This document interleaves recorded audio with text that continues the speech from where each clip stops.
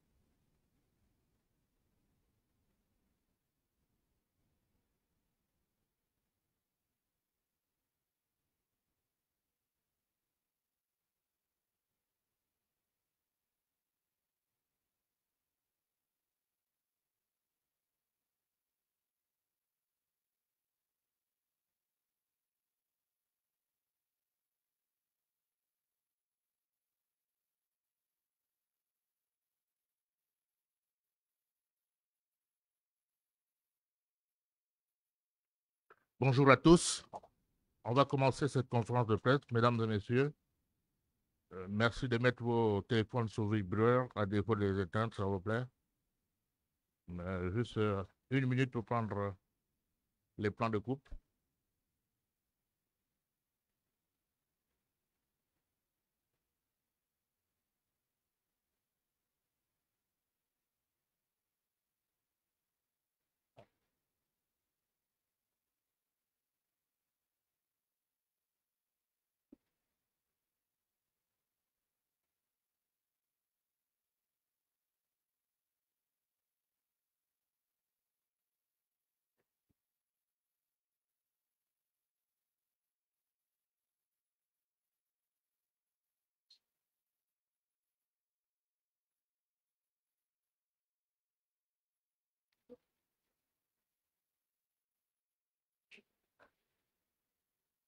Après, les caméramans peuvent reprendre leur place, s'il vous plaît. Hein. Ce n'est pas la peine d'être debout. Hein.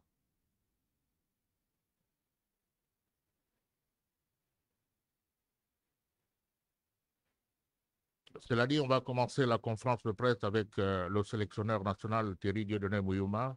En prélude à ce match comptant pour les barrages de zone Afrique de la Coupe du Monde entre les Panthères du Gabon et les Super Eagles du Nigeria, prévu le 13 à Rabat.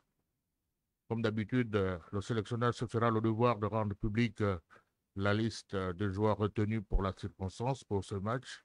Et après, nous allons passer tout naturellement à l'épreuve questions-réponses. Coach, bonjour, c'est à vous.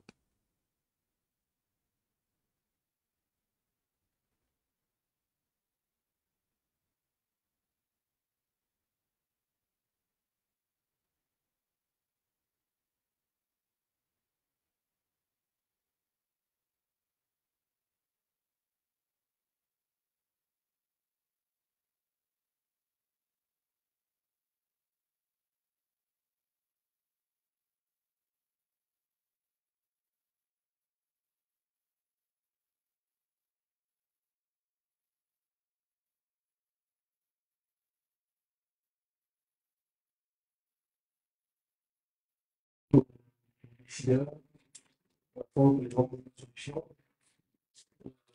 Moi, c'est le championnat national, même si on sait que on est là sur le banc.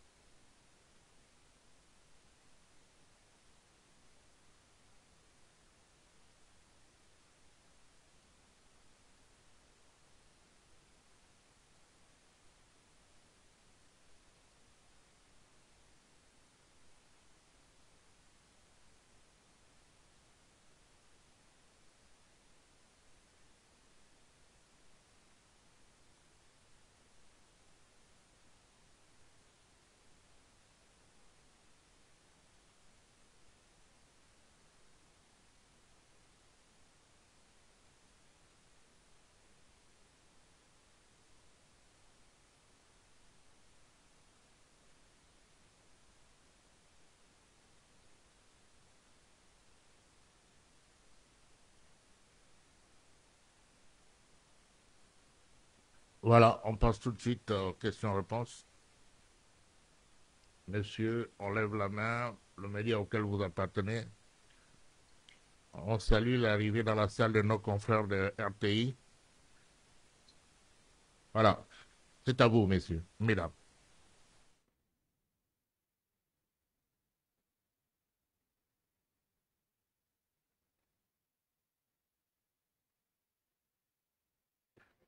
Voilà pourquoi il faut souvent avoir des trépieds, les gars. Parce que la star, c'est le coach. Le plan, en réalité, ne bouge pas. Voilà. On devait le mettre en fixe, il parle, et puis... Hein, les gars.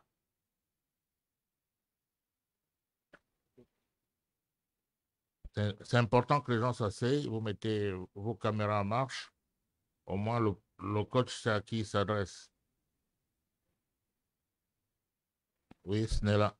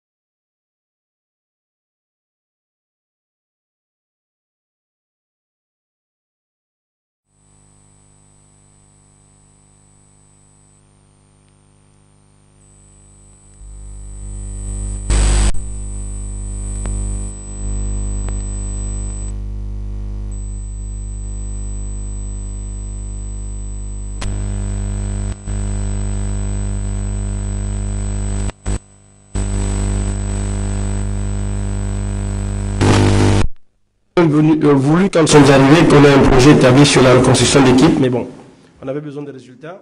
Le Gabon ne s'était pas qualifié à la CAN 2023, qu'il était important de reconstruire et être compétitif. C'est aussi pour ça qu'en venant, on avait misé sur un staff technique de qualité. Parce que là, il faut comprendre que la qualité ici ne réside pas que quand on va chercher des expatriés en Europe ou en Amérique du Sud. On peut trouver la même qualité en Afrique. C'est cela que mon choix a été, je dirais, utile. J'éviterai de dire important. Et à côté de ça, je me suis bien entouré, en venant avec des anciens footballeurs qui connaissaient la maison. Le cas de M. Cédric Mbamba, qui m'assiste, Biodene Londo, Eric Moulungi, Fabrice Domacolino. Nous avons un staff médical de qualité, Dr Diouf et son équipe. Parce que sinon je vais citer tout mon staff toute la journée. Et je vais ouvrir la parenthèse parce que la question va arriver. Quand nous avons commencé, il y a 2 ans, il y avait aussi Anissé Yala et qui aujourd'hui, il fallait quand même que je le précise, vous le voyez dans la salle, il marque son retour au sein de l'équipe nationale, donc c'est un apport non négligeable. Et tout ce monde a contribué à la stabilité, à l'expertise locale du staff technique de l'équipe nationale. Nous avons pu impacter les joueurs positivement parce que nous avons proposé quelque chose de cohérent, autant dans le relationnel que dans l'aspect technico-tactique. Parce qu'il faut comprendre que, bon, 2 fois, on a entendu des remarques sur l'aspect technique, tactique, sur les schémas, mais il faut comprendre que si au départ, on n'avait pas été cohérent sur l'aspect disciplinaire, sur l'aspect organisationnel, sur l'aspect relationnel, on n'aurait réussi à rien. Et ça, je pense que c'était le socle. Donc, il était important qu'on le mentionne. Je pense que c'est de là qu'on a trouvé notre force. Et ensuite, les résultats aidant, on se rassure chaque rassemblement, chaque match de compétition. Et là, celui qui est le stage prochain, barrage, il sera encore important pour nous qu'on se rassure en vue de la CAN. Parce qu'aujourd'hui, nos esprits sont tournés vers la CAN Maroc 2025. Et le tour de cadrage, je pense qu'il est au niveau des matchs à élimination directe de la Coupe d'Afrique des Nations. Voilà.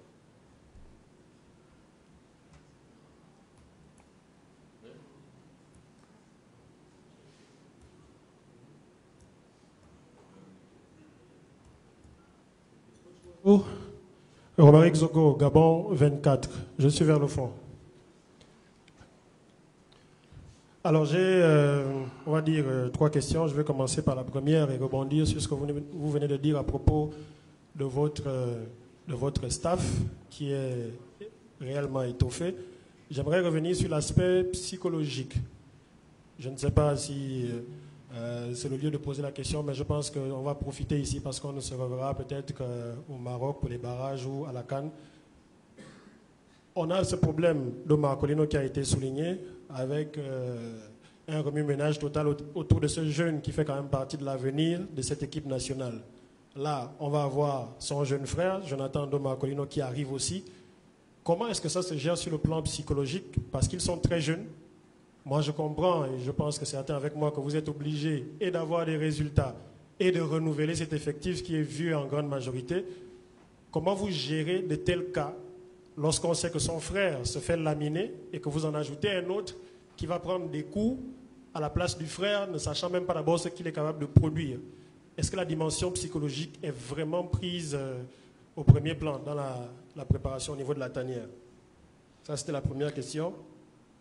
La deuxième va concerner le... Bonjour Roman, je pense que vos questions sont pertinentes. Pour ne pas que j'en oublie, est-ce qu'on pourrait progresser? Vous avez le micro, vous pouvez reposer la deuxième à la fin de la première. Permettez que je réponde. Et avant que de répondre, je voulais dire, là vous avez cité 2. Je voulais quand même dire qu'il y a peut-être aussi le grand-père qui viendra, qui sera appelé la prochaine fois. Comme ça, on aura la famille Marcolino au complet ici. Non, mais c'était... oui, ce sont des jeunes joueurs qui ont besoin d'accompagnement, mais je pense qu'ils sont déjà bien accompagnés dans le cadre familial et bien entourés avec les agents. Nous, au niveau de l'équipe nationale et avec tout le monde que j'ai cité autour de l'équipe nationale, on a un apport, un regard de grand frère, de père pour certains. Il faut essayer de ménager les garçons, moins les exposer. Par exemple, sur certaines conférences, on pourrait éviter qu'ils viennent. Et sur le plan technico-tactique, on essaie de rassurer les garçons. Parce que la lecture qui est faite deux fois par vos collègues ou par le public sportif n'est pas la même que nous. Sur la première mi-temps, Alan perd sur Franceville. Pour être objectif, il perd un seul ballon. Point d'ancrage, il nous a donné largement satisfaction. Donc nous, vous voyez, d'aucuns nous diront, mais ce n'est pas vrai parce qu'on aurait voulu que... Et puis la comparaison qu'on fait, deux fois on se met à comparer Alan à Pierre-Emerick. Mais quand vous regardez les temps de passage et l'histoire de Pierre-Emerick, qui est l'un des meilleurs joueurs africains depuis 15 ans, fait partie des meilleurs joueurs mondiaux, il a éclos réellement sur la planète football au-delà de 22 ou 23 ans, je pense. Je ne suis pas en train de dire que c'est une excuse. Mais bien heureux ceux qui savent de quoi sera fait demain pour certains de nos jeunes joueurs aujourd'hui. Donc faire ces comparaisons, en réalité, ne nous avance à rien. J'ai aussi entendu deux fois, on va dire, oui, mais nous, on va chercher les joueurs de 5e division, de 16e, de réserve. Mais j'ai envie de poser la question dans la salle. Est-ce que quelqu'un ici se rappelle des joueurs du Burundi qui nous a éliminés à la Coupe d'Afrique des Nations 2019? Parce qu'ils sont partis, eux, ils étaient en Égypte. Est-ce que quelqu'un se rappelle de 3 joueurs de cette équipe nationale du Burundi? Plus près de nous. La Mauritanie nous a éliminés en 2023. Est-ce que quelqu'un dans la salle pourrait sortir 3 noms des joueurs de cette Mauritanie? Qu'est-ce que ça veut dire? Ça veut dire que certaines équipes arrivent à se construire autour des collectifs sans avoir des grands noms. Nous ne pouvons pas tout le temps avoir des joueurs, des générations spontanées telles que Pierre-Emerick Aubameyang, Lemina, Bouanga et Kwele. Non. Le problème, il est ailleurs. Ces grands joueurs, si vous regardez leur temps de passage ou leur histoire, ils ont été formés ailleurs. Et nous, on n'a fait que les utiliser. Faites le contraire. Vous avez Ekwele, Apinango et Ndon Ibrahim qui, dans cette équipe, et peut-être beaucoup, sont les derniers joueurs de cette sélection à avoir été créés sur le plan local. Si vous ne faites pas confiance à nos jeunes garçons, pour certains qui sont dans des réserves pro ou qui jouent en 2e, 1e division dans certains pays hors du Gabon, qui voudrez-vous qu'on appelle en équipe nationale? Il faut qu'on se pose la question de manière objective, sincère, 2 secondes. Qui voudrez-vous qu'on fasse jouer pendant la Coupe d'Afrique des Nations? Parce qu'on n'a pas de championnat. On n'a réellement pas de championnat depuis 4 ans. Quand je dis réellement, c'est un championnat qui commence aux dates indiquées pour permettre aux clubs de se préparer pour les compétitions africaines, qui s'arrêtent et les joueurs n'ont qu'un mois de récupération et reprennent. Là, ça fait 5 mois qu'ils sont à l'arrêt. Qui voudrez-vous qu'on appelle? Si on ne peut pas appeler ceux qui sont stagiaires pro, qui côtoient les footballeurs professionnels de leur club ou qui jouent en 2e, 1e division ailleurs. C'est un faux débat. Mais ce débat n'est alimenté que parce que nous tous, nous ne faisons pas de la pédagogie. Nous n'expliquons pas les raisons. Nous n'expliquons pas, au contraire, nous mettons de l'huile sur le feu. Et on n'a que le patronyme pour juger ces garçons. Jonathan qui arrive est un excellent joueur, qui joue en 3e division française, qui a joué avec les U17, je pense, les U17 de la France, que nous récupérons, qui est un excellent défenseur, qui est un défenseur d'avenir. Il faut que nous les ayons avec nous déjà. Qu'ils découvrent, eux, le haut niveau de la compétition africaine, qu'ils comprennent comment ça se passe, qu'ils appréhendent pendant que les grands sont encore là. Au sortir de la Coupe d'Afrique des Nations, certains grands joueurs pourraient partir. Au sortir de la prochaine Coupe du Monde, certains pourraient aussi ne plus revenir. À ce moment, on fait appel à qui? Et ça a toujours été notre leitmotiv, notre idée depuis que nous sommes là. Gagner, nous qualifier à la CAN en préparant l'équipe de demain. Nous ne dérogeons pas à nos objectifs initiaux. Voilà ma réponse sur à votre première question.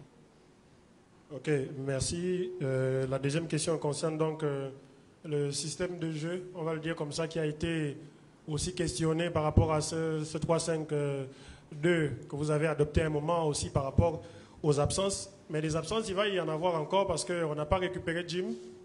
Il est toujours en période de récupération, on va dire. On n'a pas Babika. Donc, on va aller avec Obam et Bouanga qui sont nos têtes d'affiche en attaque, alors qu'il y a le Nigeria en face. Est-ce qu'on doit s'attendre à partir sur un 4-3-3 pour se rassurer parce que tout le monde, parce que ça plaît aux gens, ou bien est-ce qu'on doit s'attendre à changer les choses? Parce que je vois que vous avez aussi ajouté le jeune Openda devant, est-ce que ça nous dénote d'une volonté de jouer différemment face à un adversaire redoutable, même s'il est en barrage aujourd'hui? Oui, quand nous sommes arrivés, on a présenté ici 3 schémas de jeu. 4-3-3, 3-4-3, 3-5-2. Nous avons plusieurs fois utilisé le 4-3-3, le 3-5-2. 4-3-3, nous l'avons utilisé de manière intermittente sur un match et nous avons su toujours réadapter. Quand nous avons compris, soit parce qu'on s'était trompé ou qu'on n'avait pas l'effet escompté en début de match. Le récent match à France, il le démontre. On est dans un 3-5-2. Sur le plan défensif et sur l'équilibre au moment où on attaque, on n'avait pas le résultat attendu. On change déjà le dispositif, on change aussi les hommes à la mi-temps. C'est aussi la qualité première de ce staff, c'est-à-dire reconnaître que là, on n'est pas dans le vrai, ou nous n'avons pas ce que nous recherchons, il faut le changer. Je pense que face à une équipe comme le Nigeria, parce que ça va être une opposition de style, et nous, on présélectionne, on sélectionne les joueurs en fonction de leur spécificité. Sinon, on veut jouer un football, d'ailleurs on est protagoniste sur la transition rapide. Vous avez les profils que vous venez de citer, Royce à sa place, Teddy. Si nous voulons jouer un 4-3-3 avec un pivot, à ce moment, Alan a son utilité, Pierre-Emerick, je pense même Denis dans un degré moindre. Mais pour être vrai avec vous, contre le Nigeria, on devrait pouvoir changer les choses. On devrait pouvoir changer les choses sur le plan tactique et même sur le plan technique. Mais ne me demandez pas quel schéma de jeu on devrait utiliser contre le Nigeria. Je ne vous le dirai pas parce que on a déjà assez de logiciels de supervision, donc ils nous supervisent comme on les supervise en ce moment. La décision viendra d'un moment en fonction de la fraîcheur des joueurs, parce que là ils ont une journée de championnat encore ce week-end. Il peut se passer beaucoup de choses et on avisera à ce moment. La dernière question est un peu dans ce sens-là. Au niveau de l'animation défensive, cette fois-ci, j'ai mentionné le jeune Jonathan Domacolino. Et on sait, l'une des raisons pour lesquelles le Nigeria se retrouve quand même là, ça c'est de mon observation de journaliste sportif, c'est parce qu'ils ne produisent pas forcément grand-chose dans le jeu, mais ils ont un joueur redoutable qu'on connaît tous et qui a planté un triplé, je pense que c'était hier. Donc, notre défense est quand même l'une des parties les plus questionnées de votre effectif depuis que vous êtes arrivé. C'est un peu difficile de faire. On a des joueurs qui viennent et qui sont blessés comme Boula actuellement. Cette animation défensive, comment comptez-vous la préparer lorsqu'on sait qu'on ne défend pas forcément sur Victor Osimhen comme on défendrait sur n'importe quel autre attaquant? Oui, Romain. Dans votre question, vous nous donnez une partie de la réponse. Il faut défendre comme lui, comme on ne défendrait pas face à n'importe qui. Mais comment défendre contre lui en réalité? Ce type de joueur, il peut être imprévisible, mais aussi c'est un joueur qui adore la profondeur. Je pense qu'une partie du problème, et c'est notre questionnement, réside dans la capacité à réduire les distances sur la profondeur dans nos dos. C'est une façon, mais bon, même si vous réglez ce problème, il a une autre facette qu'il sait utiliser, c'est qu'il peut intervenir sur des ballons arrêtés, sur des corners, des coups francs. Mais c'est là la complexité, où c'est là que le travail d'entraîneur ou de staff technique est intéressant, parce qu'on va émettre des avis, on va disséquer, on va débattre, et on va convenir d'une stratégie commune sur le plan défensif, mais pas que sur le plan défensif, parce que défendre aujourd'hui peut être le résultat de savoir attaquer en équilibre. Si nous sommes dangereux, effectivement, que cette équipe nigériane peut rester beaucoup plus loin. Il faut qu'on soit capable de transporter le match dans la moitié des terrains adverses. Je pense que c'est une solution à ce problème aujourd'hui. Question. Qui d'autre?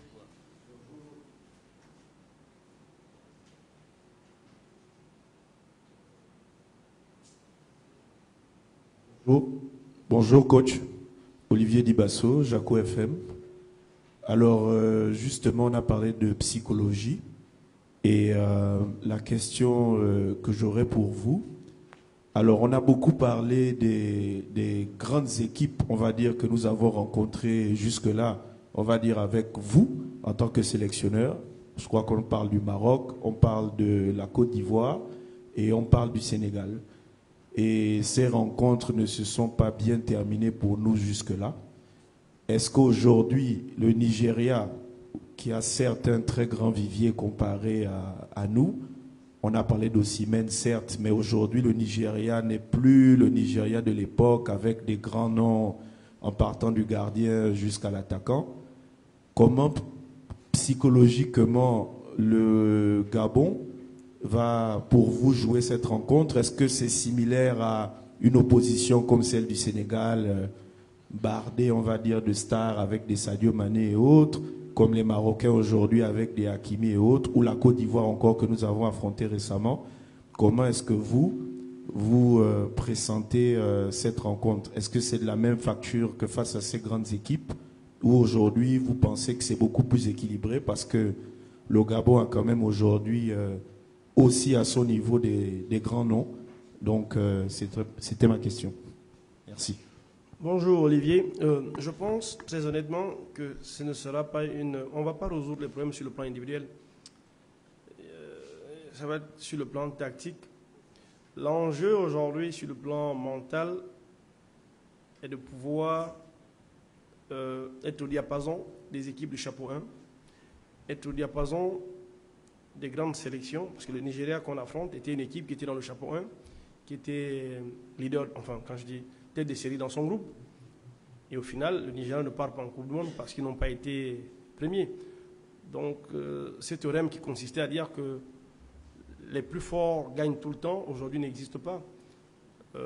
Quand vous regardez, si on était dans une classe à 4, Nigeria, Cameroun, RDC, nous, le premier de la classe serait le Gabon. Et malheureusement, dans cette même classe, on sera le 4e du ranking FIFA. Ça veut dire qu'il y a beaucoup de considérations qui rentrent en ligne de compte quand il faut aborder un match de ce niveau-là. Et je disais tantôt que nous allons jouer une compétition de barrage qui pour moi ressemble au niveau des matchs à élimination directe de la Coupe d'Afrique des Nations. Si le Gabon envisage de continuer à grandir, continuer à briser ce plafond de glace, dépasser les quarts de finale dans une compétition CAN, il faut qu'on soit capable d'accrocher les grandes nations africaines. Et le Nigeria en est une. C'est justement l'objectif. Donc c'est déjà un déblocage sur l'aspect mental. Et nos joueurs qui sont des compétiteurs, qui eux ont l'habitude de faire ces grands matchs, le savent mieux que quiconque. Sur l'aspect mental aujourd'hui, nous connaissons notre attente. Et vous avez là l'aspect sportif. Mais vous avez aussi l'aspect patriotique, qui consiste à dire que nous devons représenter notre nation. Nous avons un rêve, c'est celui de faire la Coupe du Monde. Et ce rêve, il existe toujours. Et quand je regarde la particularité de ce barrage, j'ai l'impression, avec le barrage intercontinental, c'est que le barrage africain continental est un peu plus relevé que le barrage intercontinental. Pourquoi? Parce que si le résultat au barrage continental est concluant, vous gagnez des points au niveau du classement FIFA. Et quand vous arriverez avec la CAN qui va suivre, une très bonne CAN, vous pouvez vous retrouver à ne jouer à l'intercontinental qu'un seul match pour la Coupe du Monde. C'est encore un point de motivation intrinsèque important pour nos joueurs de l'équipe nationale. Vous savez, comme ça, on en aura plusieurs. Et aussi, rajouter qu'aujourd'hui, au sein de l'équipe nationale, la fonction de psychologue qui n'était pas occupée sera dorénavant occupée. Donc, ça veut dire qu'il y aura un travail de fond qui sera fait à l'intérieur même de la tanière. Question.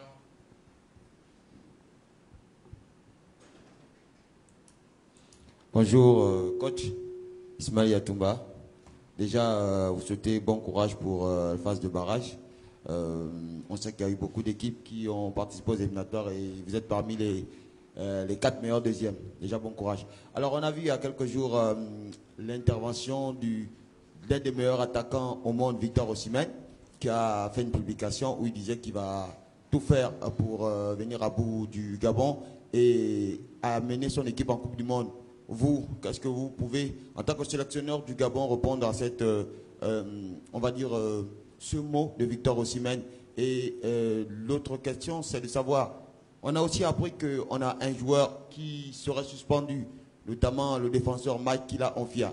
S'il est vraiment suspendu, pourquoi avoir convoqué un joueur suspendu? Bonjour Ismaël. La première question, Ismaël, comment il s'appelle? Osimhen a dit qu'il ferait tout pour amener le Nigeria en Coupe du Monde. Moïman dit il fera tout pour amener le Gabon en Coupe du Monde. Et je pense qu'à cette question, Pierre-Emerick avait déjà répondu. Et il a démontré en marquant 4 buts contre la Gambie. Et contre le Burundi, il était dans la possibilité de rentrer dans son club pour préparer les matchs. Il est resté à côté de ses coéquipiers pour démontrer qu'il voulait réellement mener cette équipe nationale en Coupe du Monde. Donc ça, je n'ai presque rien à dire là-dessus. C'est une motivation, c'est un appel au rassemblement. Il veut que son équipe soit groupée derrière lui pour l'effort. Il a aussi dit à la CAN dernière qu'il ferait tout pour donner la CAN au Nigeria. Malheureusement, la Côte d'Ivoire l'a gagné. Bon, ce sont des paroles motivantes que tout le monde emploie, avec conviction ou sans conviction, ça n'engage que les auteurs. Maintenant, par rapport à Mick, oui, Mick, effectivement, pour 2 cartons successifs, il est suspendu. Mais sauf que, si vous regardez bien, nous jouons une demi-finale face au Nigeria, et en nous qualifiant, nous avons une finale à jouer. Vous ne l'avez pas perdu d'esprit. Qui veut aller loin, c'est seulement ce que nous avons fait. Merci beaucoup, coach. Merci en tout cas pour tout votre engagement, vous et votre staff. On le sait, on sait qu'il y a quand même un petit regret, même si vous n'osez pas le dire, pour cette qualification directe au mondial. D'ailleurs, on a vu, le coach Faye Emers l'a dit, le Gabon a été un sérieux adversaire et on voudrait pouvoir le reconnaître. On vous souhaite bonne chance pour ces barrages. Pour en revenir à l'étape de la CAN, nous serons ensemble dans le groupe F. C'est un groupe que certains déjà donc affichent comme groupe de la mort. Concrètement, quel est votre avis sur ce groupe F et vos adversaires et quelles sont les chances du Gabon? C'est la première question. À côté de cela, on voudrait pouvoir aussi savoir tout le programme de préparation qui encadre les Panthères du Gabon afin donc de pouvoir naturellement passer une très très bonne CAN au Maroc. Oui, merci Samuel, merci déjà de reconnaître de la Côte d'Ivoire le travail fait par le Gabon. Effectivement, frustré, non, je pense que ce n'est pas le mot, on était triste. On était triste au soir de la 10e journée. On ne peut pas pouvoir nous qualifier, sachant qu'il y a des pays qui sont qualifiés avec moins de 25 points. Bon, on a aussi constaté que la seule fois où on s'est trompé à domicile, c'était face à la Côte d'Ivoire. C'est ce qui fait en sorte qu'on ne soit pas. On a pris 6 points, parce que si on était dans des comparaisons, et c'est justement là que c'est intéressant, comparaison n'est pas raison. Nous, on prend 6 points face au Kenya, la Côte d'Ivoire n'en prend que 4. Au final, ils partent en Coupe du Monde avec 26. C'est dire aussi que ce groupe était relevé. Parce qu'on a souvent entendu que nous, on était forts en prenant que les points au Seychelles et autres, mais il fallait compter tous ces points. Vous voyez, c'est ça aussi la compétition. Donc, maintenant, déjà, adresser mes félicitations que je réitère ici au coach Faye, qui a fait un excellent travail depuis qu'il est arrivé. Ce n'est pas évident. Il arrive, il gagne la Coupe d'Afrique des Nations, il qualifie son pays, il requalifie son pays à la CAN et à une Coupe du Monde. Bravo, chapeau à lui, il a une belle équipe. Nous serons les premiers supporters de la Côte d'Ivoire en Coupe du Monde parce que c'est notre responsabilité en tant qu'Africains de soutenir les équipes africaines. Quant à notre préparation pour la CAN, je pense que pour des raisons d'acclimation, nous allons nous acclimater au Maroc. Et en sortant de novembre, où nous aurons 2 matchs à jouer, nous sommes en train de réfléchir sur l'inutilité de faire un match au mois de décembre, avec tous les risques que ça comporte. Il faut comprendre que les joueurs seront dans leur club, à peu près, ils auront la journée de championnat le week-end du 9 au 10. Est-ce qu'il est utile de le récupérer et de mettre un match international quand on sait que les nations doivent être au Maroc au plus tard 5 jours avant le début de la compétition? C'est assez complexe et compliqué. Et les adversaires aussi ne courent pas les rues, parce que tout le monde essaie de se protéger, les risques de blessures, les risques de supervision. Je pense que le Gabon fera une préparation au Maroc. Le groupe actuel ne sera pas loin de ce qui devrait arriver, disons-nous la vérité. Je pense même qu'il y a une dame qui nous avait posé cette question il y a 2 conférences de presse en arrière. Il devrait y avoir quelques changements, mais pas plus de 4 ou 5, je pense. Si les temps de passage sont les mêmes, si les formes sont toujours les mêmes, ça devrait être comme ça. On va se préparer au Maroc et voilà, espérer faire une très bonne Coupe d'Afrique des Nations parce que nous viendrons novembre, sans cela que novembre est très intéressant pour nous. Novembre est déterminant parce que nous avons besoin d'avoir certaines indications aussi.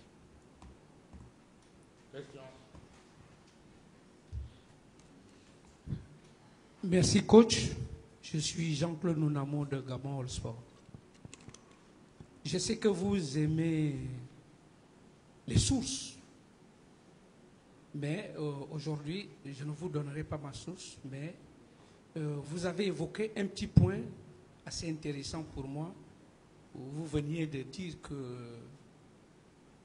le staff a été étoffé avec l'arrivée d'un doyen qu'on connaît tous. Dans le même staff, selon nos informations, Eric Moulungi serait démis de ses fonctions. Certainement, nous le confirmer et si possible, avoir une raison certaine par rapport à ce débat. Merci. Bonjour Jean-Claude. Vu que nous sommes arrivés au stade où nous faisons des confidences, nous faisons des compliments, mais moi je vais vous en faire un gentiment. Moi j'aime les sources, vous aimez les provocations. Et ce que je peux vous dire sur votre question, c'est que votre question, votre source, elle n'est pas fondée, elle n'est pas vraie, parce qu'Éric Moulungi n'est pas démis. Éric Moulungi a un contrat avec le ministère de la Jeunesse et des Sports et qui met Moulungi à la disposition de la Fédération gabonaise de football en tant que manager général adjoint. Moulungi est dans cette salle. Et je pense qu'il ne faut surtout pas confondre les choses. C'est pour ça que je dis. Et là, je préfère m'arrêter là. À moins que votre source, pendant que je réponds, vous renvoie un message sur votre portable pour dire autre chose, je répondrai. Nous n'avons rien à cacher. Question. Oui.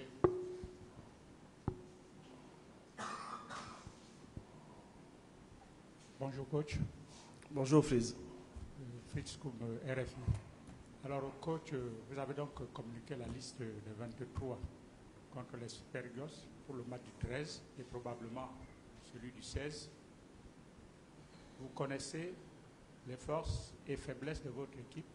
Vous connaissez également les hommes de base de la formation nigériane. À votre avis, à quel niveau peut se faire la différence au cours de ce match? Merci Fritz pour cette question d'ordre très tactique. Je pense que l'une des clés de ce match réside dans la capacité à contrôler, pas que le jeu, mais les émotions au niveau du milieu de terrain. Je serais plus dans la capacité à tenir ce ballon, à être plus dans la possession, mais pas que de la possession pour posséder dans notre moitié de terrain. Notre capacité à progresser ensemble, à contrôler, quand je parle d'émotion, c'est que dans la possession, il y a une phase où quand l'adversaire n'a pas de ballon, et surtout que ces grandes équipes, l'adversaire a tendance à s'énerver. Et il est important qu'on contrôle ce ballon, qu'on contrôle l'émotion de l'adversaire. Vous me direz comment on fait. Il faut posséder, il faut amener cet adversaire à courir derrière le ballon et à jouer derrière ses lignes. Parce qu'en réalité, cette équipe nigériane, ce qu'elle voudra faire avec ces joueurs dont on a cité tout à l'heure, c'est trouver des espaces dans notre dos. Mais nous, on ne peut pas jouer recoquevillé 90 minutes, 70 minutes. Il faut résoudre ce problème autrement et transporter le contrôle du jeu ou la quasi-totalité du jeu dans la moitié de terrain adverse. Ça nous rapproche du but adverse. Parce que pour ce match, il suffira de marquer un but de plus que l'adversaire pour nous qualifier. Voilà l'objectif recherché aujourd'hui par le staff technique de l'équipe nationale du Gabon, sur le plan tactique.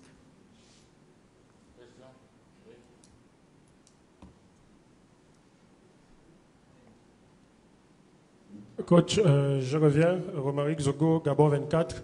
J'ai envie de vous poser une question qui peut paraître comme une colle ou comme un piège. C'est vous qui allez juger. Comment, Romaric? Qui peut être une colle ou un piège. Une question piège. Maintenant, vous avez la liberté de répondre. C'est aussi votre droit. Je constate que dans cette équipe, sur les 26, on a minimum 7 qui sont autour de la trentaine ou au-delà, entre peut-être Bouanga qui est autour de 29 ans. On a une quinzaine qui sont dans les 23-24. Ça veut dire qu'il y a une volonté de renouveler cet effectif-là. La question pour moi, c'est êtes-vous prêt à mourir pour ces idées-là? Et je vais poursuivre pour que vous compreniez. Il y a une volonté de résultat. Au Gabon, vous ne pouvez pas arriver et dire je vais construire. Déjà, quand on annonce l'objectif, quand vous arrivez, on dit Cannes, qualification Cannes. Mais il faut être franc. Le Gabon n'a pas une équipe pour affronter les équipes qu'on a en face sur le plan individuel. Nos plus grands joueurs ont un certain âge et ils sont peu, ils sont 7 là dans cette liste-là. On voit que vous renouvelez beaucoup l'équipe, mais ça peut vous porter préjudice. Êtes-vous prêt à aller jusqu'au bout de ça? Continuer à renouveler l'équipe en essayant de faire des résultats? Oui, je pense que quand nous sommes arrivés, et ça nous ramène à très loin, il vous souviendra qu'en mars 2024, quand on partait en stage, il fallait jouer le Sénégal et le Congo-Brazzaville. On était dans les mêmes configurations de liste. Et tout nous avait été dit. On ne peut pas comprendre, pour un match amical, on n'appelle pas X, on n'appelle pas Y, on n'appelle pas... Nous étions déjà dans cette réflexion. Et nous savions qu'en utilisant cette réflexion, cette méthodologie de travail, nous pouvions qualifier le Gabon à la CAN 2025 et continuer à intégrer les joueurs profil par profil, intéressement par intéressement. Même quand il a s'agi de dire ici qu'on avait des problèmes avec certains joueurs, on a toujours expliqué qu'on était guidé, dicté par l'intérêt de reconstruire une équipe. Reconstruire un groupe déjà, sur le plan collectif, sur le plan disciplinaire, des gens qui pouvaient s'accepter et vivre ensemble. Et c'est toujours la même méthode qui nous dicte. Oui, je suis prêt à aller au bout de mes idées. Surtout que ces idées sont productives. Ces idées nous ont amenés à nous qualifier. Ces idées nous ont amenés à jouer le tour de barrage. On ne peut pas se renier en cours de route parce que dans 2 ans, il va falloir commencer les éliminatoires de la CAN 2027. Il faudra qu'il y ait des joueurs. Et les 7, parmi les 7, certains pourraient dire, nous on arrête. C'est la question que j'ai posée tout à l'heure. Qu'est-ce qu'on ferait? Où irons-nous chercher les joueurs? Et on nous reprochait la même chose. On nous dira, ah oui, mais vous aurez pu ne pas privilégier ceci au détriment d'eux. Moi, je pense que ce groupe, il est qualitatif. Ce groupe grandit en confiance. Ce groupe a démontré que sur la capacité de défendre ensemble, donc sur le plan du mindset, c'est-à-dire que grandir ensemble, défendre ensemble, on a des certitudes. Maintenant, ce qu'il faut aujourd'hui, c'est que certains arrêtent ou ne soient plus vus que comme des jeunes pousses. Parce que ces garçons qui arrivent, ils ont aussi de l'insouciance. C'est qui est une qualité fondamentale dans le football moderne.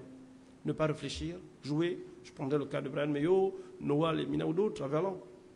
Et ça rassure d'être accompagné avec des très grands joueurs qui, eux, prennent la pression pour eux. Donc, je continue à penser que cette équipe nationale du Gabon est prometteuse, est qualitative, elle est représentative. Ouais, moi, je reste convaincu. Oui, je suis d'accord avec vous que nous ne sommes pas dans la possibilité de... Oui, il y a un exercice que la CAF nous a demandé de faire, c'est d'envoyer 55 joueurs en pré-liste, ensuite ramener à 28 pour la CAN. Si je vous demande de faire cet exercice dans cette salle, je pense qu'il y en a qui ne me feront même pas une liste de 30 ou 39 joueurs. Oui, on pourra. Si on veut mettre juste des noms, pour mettre des noms. Mais si on a une idée, une recherche derrière, on ne pourra pas faire 45. C'est pour vous dire toute la difficulté qu'on rencontre mon staff technique. On me dira, mais il y a des joueurs à tel endroit, il y a des joueurs à tel... Mais c'est les mêmes joueurs qu'on décrit de temps à autre quand on va les chercher. Vous voyez? Donc je préfère dire que ce groupe, aujourd'hui, il est qualitatif, il est représentatif. Question. Je reviens encore, pardon. Alors, coach, selon vous, aujourd'hui, c'est vrai qu'on a des avis, on a pu tourner un peu dans Libreville, les Gabonais ont eu une certaine idée de leur équipe nationale. Que pensez-vous aujourd'hui concrètement des Panthères? Est-ce que vous pensez que cette équipe a progressé? Déjà, c'est la première question. On sait aussi que le chef de l'État est un féru de sport, il adore le football. Quels sont les accompagnements qu'il a pu donc mettre au niveau de l'équipe nationale pour que cette équipe puisse continuer sur cette lancée et pourquoi pas faire donc une bonne prestation à la CAN? Je reviens sur ma question du groupe parce que vous n'avez pas répondu concrètement sur vos adversaires. Que pensez-vous de ce groupe F donc avec les différents adversaires que vous connaissez et les chances de l'équipe gabonaise? Et enfin, quel est l'objectif à vous assigner par le gouvernement gabonais pour cette prochaine CAN? Ok Samuel, je vais répondre à certaines de vos questions. Si vous constatez que je n'ai pas une réponse, que vous avez le micro, reposez-la moi, je répondrai dans la foulée. C'est compris. Sur le groupe F, je pense que c'est l'un des groupes les plus relevés de la Coupe d'Afrique des Nations. Au vu déjà des composants. Vous avez la Côte d'Ivoire qui est championne d'Afrique, le Cameroun qui a été champion d'Afrique, on serait tenté de dire que ces deux équipes sont déjà qualifiées. Mais pour ceux qui connaissent et respectent le football, diront non, le football, le ballon reste dans, je crois que c'est même, je crois que cette citation existe ici au Gabon, le ballon est rond pour tout le monde. Le Gabon a réellement ses chances, parce que sur le plan de la motivation, les entraîneurs ont tendance à dire à leur joueur en début de match, quand le match commence, tout le monde est à 0-0. Et là, tout le monde à 0 points. Il faudra que le Gabon aille chercher les points où il faudra. Et nous, dans notre méthodologie de travail, de prévision, planification, nous pensons pouvoir nous qualifier ou avoir une partie de la qualification autour de la deuxième journée pour pouvoir aborder le match contre la Côte d'Ivoire de manière différente parce que c'est le troisième et il nous expose de suite à l'élimination directe. Donc, être capable de pouvoir faire tourner, donner du temps à tout le monde. Ça, c'est la planification qui est la nôtre. Et je pense qu'elle devrait pouvoir se respecter. Maintenant, quant à la progression de l'équipe nationale du Gabon, oui, je pense que ce groupe a progressé, cette équipe a énormément progressé.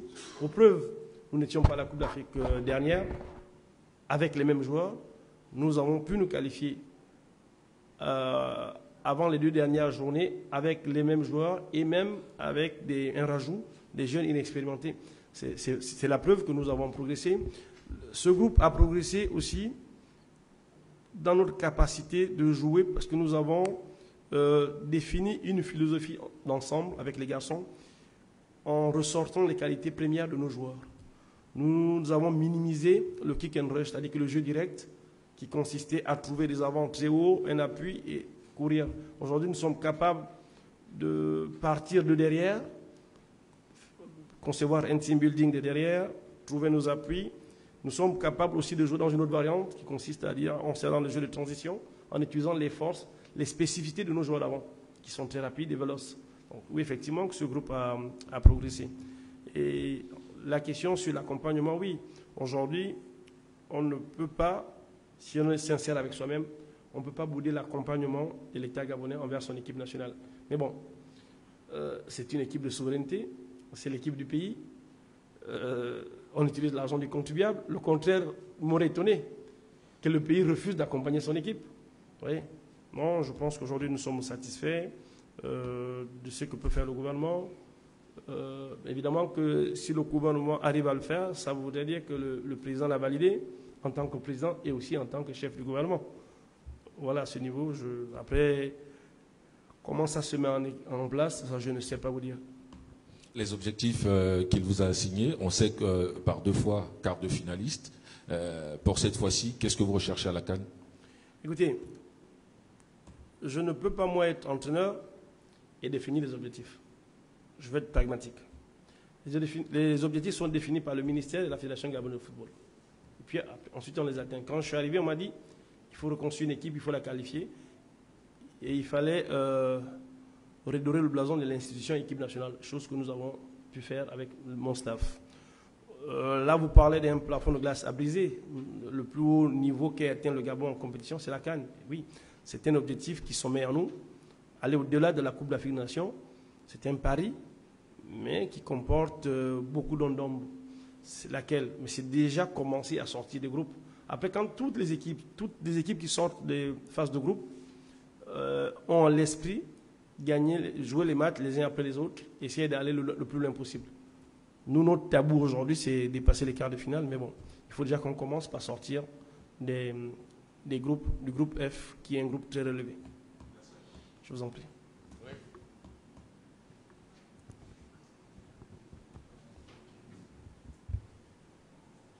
Coach Olivier Dibasso encore, Jaco FM. Alors, je ne sais pas si vous avez pu prendre connaissance du jeune Kessi Koulibaly Moulungi. On ne sait pas s'il y a un rapport avec Eric ici présent, mais bon, il s'appelle aussi Moulungi, qui évolue en 3e division, donc aux États-Unis. Alors, il a eu à faire une déclaration récente, malgré sa nationalité française.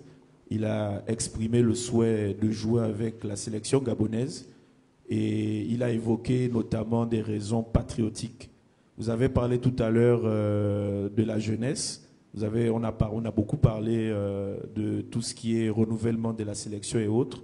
Alors, aujourd'hui, lorsque vous recherchez les joueurs qui doivent composer l'équipe future des Panthères, est-ce que vous allez beaucoup plus sur l'aspect patriotique, donc qui émane de ces joueurs, ou bien vous allez vraiment sur l'option, le profil, et essayer de convaincre même ceux qui ne se sentent pas forcément entre griffes gabonais de base?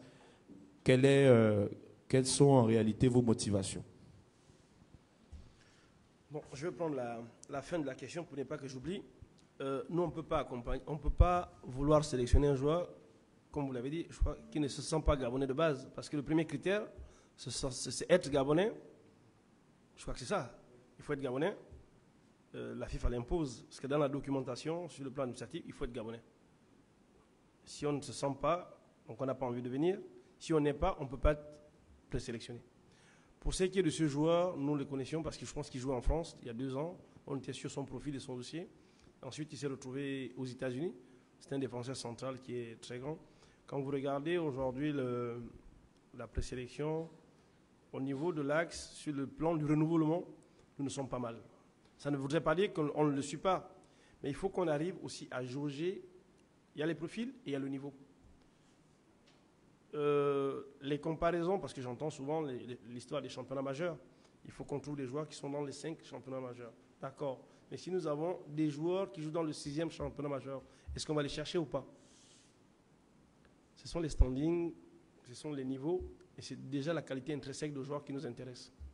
Nous regardons ce qu'il fait. J'ai vu ses déclarations comme vous, où il souhaite jouer pour le Gabon, comme le jeune Osibadjo qui est en Suède, qui lui est gabonais, a joué avec les jeunes du Congo, mais ce n'était pas un match, je pense qu'on se rend compte même que ce n'est pas un match à qualification, veut jouer pour le Gabon, mais ça aussi c'est parce que le Gabon, depuis 2 ans, est cohérent sur le plan des résultats, et donc il y a une forme d'attirance. Ça nous comprenons, nous respectons, nous continuons à travailler sur les profils, mais comme je disais, à 1 mois de la CAN, nous ne pouvons pas trop bouger les lignes. Nous avons suivi certains joueurs depuis 2 ans, il y en a qui sont arrivés, qui ont fait certains matchs avec nous, qui ont été vus. Nous ne voulons pas trop déstabiliser certains compartiments. Au sortir de la CAN, ou peut-être même après la Coupe du Monde, effectivement, il y aura des changements qui se feront de manière naturelle. Question. Bonjour coach. C'est encore Ismaël. On parle de renouvellement, mais il y a des joueurs qui brillent, notamment un en Chypre. Jordi est là, passé par le championnat gabonais, aujourd'hui qui est titulaire. Que pensez-vous de ce joueur? Est-ce que vous le suivez ou est-ce qu'il ne rentre pas dans vos profils?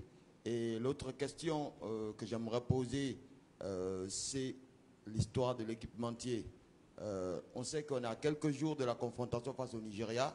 Les autres sélections connaissent déjà leur équipementier. Et nous, on ne sait toujours pas. C'est toujours attendu comme le monstre Loch Ness qui va arriver quelque part. On aimerait savoir, est-ce que le Gabon a déjà un équipementier pour affronter le Nigeria? Si oui, lequel? Oui, Ismaël. Jordi est là, effectivement. On regarde ce qu'il fait. Pas que lui. À Chypre, il y a d'autres joueurs. Mais bon, comme je répondais tout à l'heure à votre collègue juste avant, je répondais à Loïc. La marge, elle est par rapport à la CAN, j'entends bien. Il y a novembre. Novembre nous amène toujours dans la CAN. Il y a des compartiments et il y a un équilibre que nous ne pouvons pas bouger ou plus bouger. Je me souviens quand même que vous faisiez partie de ces personnes qui nous reprochaient les essais que nous avons entamés il y a 2 ans. Mais ces essais, c'était pour arriver à cette conclusion. Et on ne peut pas se permettre de faire d'autres essais à 1 mois de la compétition. Ça veut dire qu'on arriverait sans certitude aucune à la CAN. Donc on ne peut pas se permettre. Il faut juste que les garçons continuent à être compétitifs parce que ce sont des compétiteurs. Ils sont jugés sur la durée, mais pas sur une prestation, un match, 1 mois. Nous regardons tout le monde. Nous avons un fichier établi de tous ces joueurs, Je parlais tout à l'heure des fichiers de la CAF. Certains noms, ils seront ajoutés pour toujours avoir au moins marqué l'espace en cas de pépin, mais de manière d'une dégringolade, c'est-à-dire qu'on aurait 5-6 qui ont des problèmes. On irait s'appuyer là. Mais j'ai quand même envie de dire que là, par rapport à la CAN, c'est assez limite. Je suis le plus honnête possible. J'essaie d'être réaliste. On ne va pas bouger. Déplacer, ramener un joueur, surtout qui va découvrir la tanière pour la première fois à une période si proche de la Coupe d'Afrique des Nations. Maintenant, pour votre deuxième question, bon, je pense que quand vous regardez l'invitation qui vous a été envoyée pour venir ici aujourd'hui, c'est conférence de presse de l'entraîneur sur la défense de la liste pour le mois de novembre. Donc moi, je ne peux répondre que sur la liste, dans ma position et ma fonction de sélectionneur. Maintenant, si votre question est dirigée à l'officier média qui est là, vous pouvez poser directement la question à Pablo. Je pense aussi, quand on a parlé de cette affaire d'équipement à Franceville, ce n'est pas venu de moi, c'est venu de Pablo, qui lui était membre du bureau de la Fédération gabonaise de football.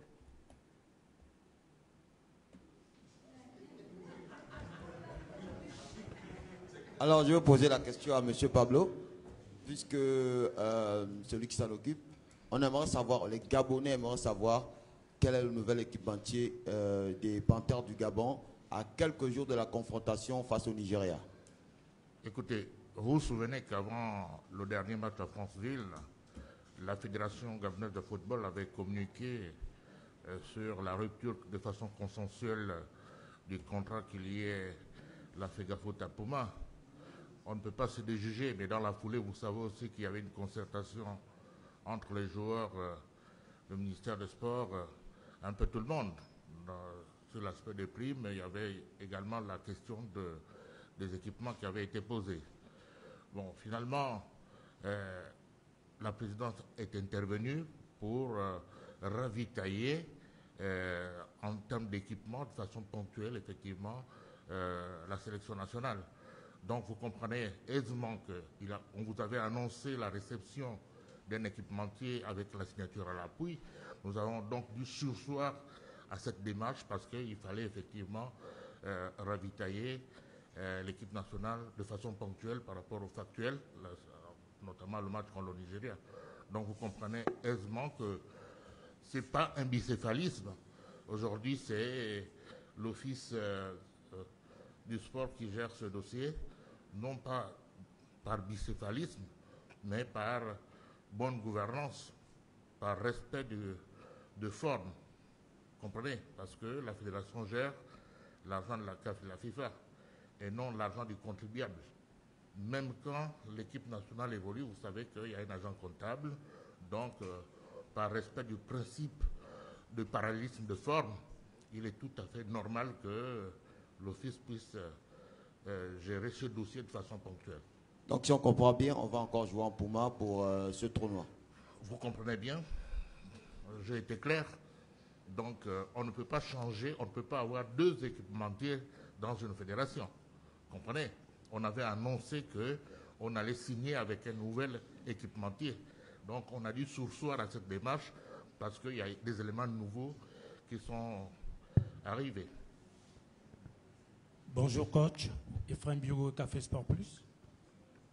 Coach, déjà après un bon parcours lors des éliminatoires de groupe avec 25 points, aujourd'hui ou dans quelques jours, vous allez vous rendre du côté de Rabat pour affronter le Nigeria. En cas d'échec pour ce match, ce que je ne souhaite d'ailleurs pas, quelle sera votre attitude face à vos poulains pour les Jeux à venir, notamment la CAN au Maroc? Est-ce que cela pourrait galvaniser ou influencer le résultat de la Coupe d'Afrique au Maroc pour vos partenaires, pour vos joueurs? Bonjour Ephraim.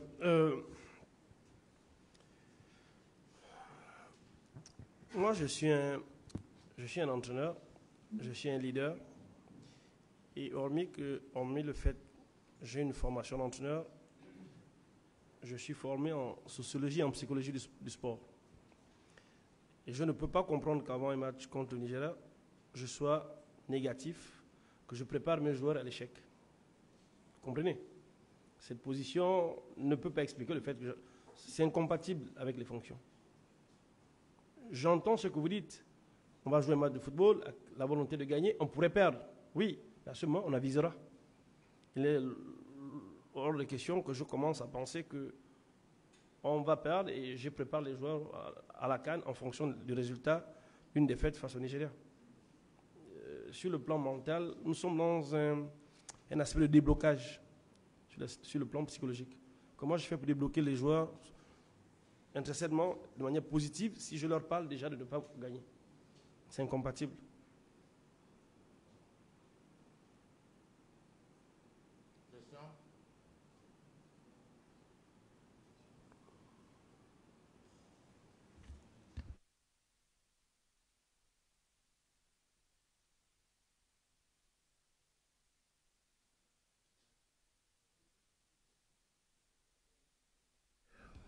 Bon, on prend une dernière question pour le coach.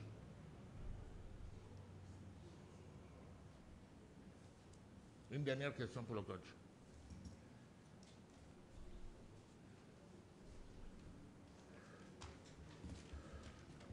Bon, je voulais donc, puisqu'il n'y a pas de questions, je voulais juste vous donner une information pour que nous soyons au même niveau d'information, parce que tout à l'heure, vous avez parlé de l'équipementier.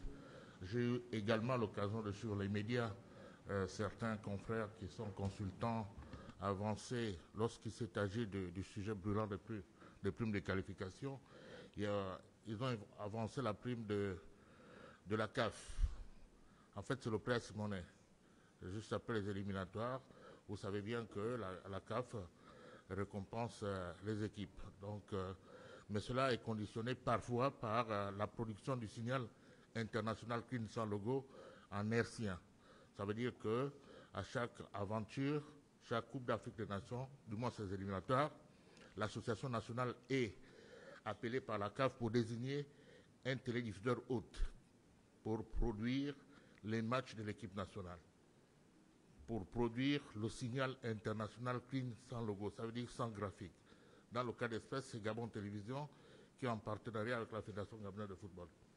Donc, à la fin des éliminatoires, si Gabon Télévision répond à ce qu'on appelle le formulaire 5, c'est-à-dire le cahier de charges de la Confédération africaine de football, la FEGAFOOT a l'entièreté de la somme. Mais au cas échéant, la CAF coupe à la source, je le dis de façon triviale, coupe à la source la subvention qui devrait revenir à la Fédération gabonaise de football parce que le télédiffuseur hôte n'a pas pu ou n'a pas les capacités techniques de produire ce qu'on appelle le signal international clean sans logo. Dans le cas d'espèce, le Gabon devrait avoir 250 000 $. Donc, pour les coûts de production, la CAF a coupé 120 000 $.